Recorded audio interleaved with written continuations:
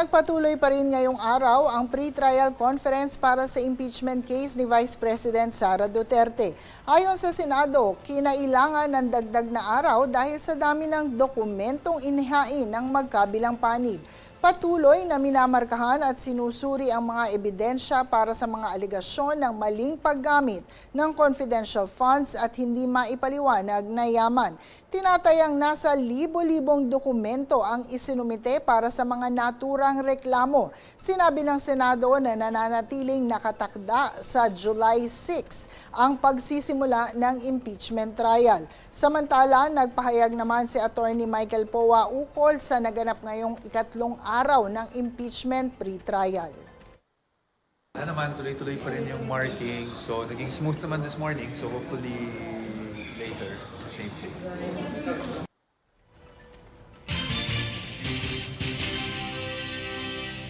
Sa iba pang balita, binatikos ni Senator Panfilo Lacson si dating Senate President Alan Peter Cayetano kaugnay ng naging sigalot ng liderato ng Senado.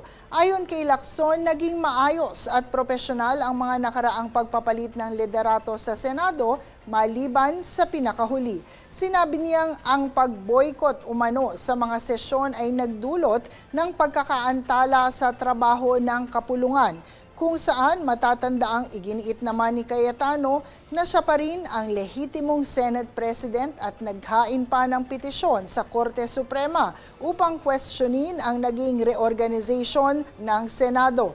Patuloy rin siyang naglalabas ng mga pahayag laban sa bagong mayorya kahit natapos na mahalal na bilang Senate President si Sherwin Gatchalian.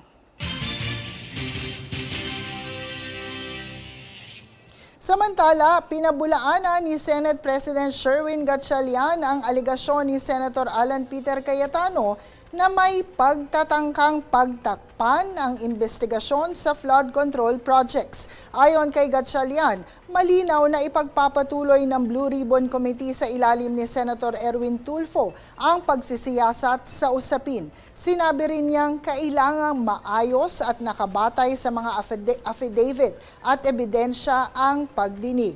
Iginiit naman ni Cayetano na may kaugnayan ang naging pagbabago sa liderato ng Senado sa usapin ng flood control investigation.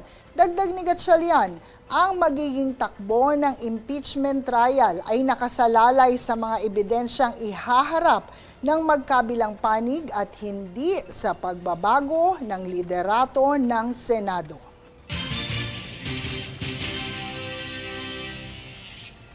Sa ibang balita, muli nang tatanggap ang 262 branches ng Mercury Drug sa buong bansa ng guarantee letter mula sa Assistance to Individuals in Crisis Situation o AICS program ng Department of Social Welfare and Development o DSWD.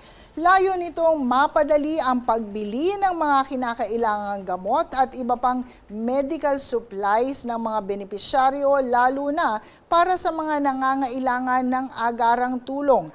Hanapin lamang ang signage na DSWD Guarantee Letter is accepted here sa mga sangay ng Mercury Drug malapit sa inyong lugar upang magamit ang inyong guarantee letter. Ang nasabing letter ay isang opisyal na dokumento mula sa DSWD na nagsisilbing garantiya sa pagbabayad sa mga gamot at iba pang serbisyong saklaw ng programa.